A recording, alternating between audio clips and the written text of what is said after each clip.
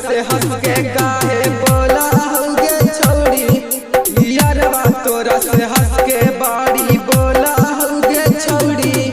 चीजावा से चीज तोरा मिलावा होगे छौड़ी, चीजावा से चीज तोरा मिलावा होगे छौड़ी।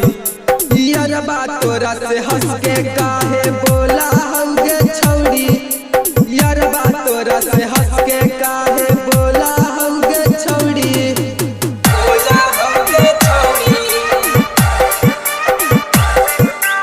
यारवा तोरा से हंस के काहे बोला होगे छौड़ी, बोला होगे छौड़ी।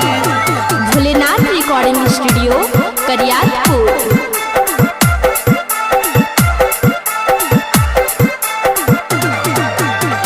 यारवा से चक्कर लागा चाला हम तोरा गे, आज को चिंगावा में कर दे बउहा लागे। यारवा से चक्कर लागा चाला हम तोरा गे, आज को चिंगावा में कर दे बउहा लागे। आगे पीछे तोर कितना घुमा होगे छौड़ी, आगे पीछे तोर कितना घुमा होगे छौड़ी।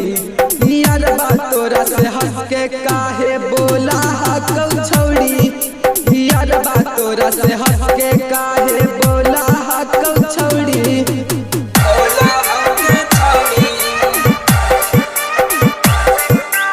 यारवा तोरा से हंस के काहे बोला होगे छौड़ी, बोला होगे छौड़ी। Mix by Ranjeet Yadav.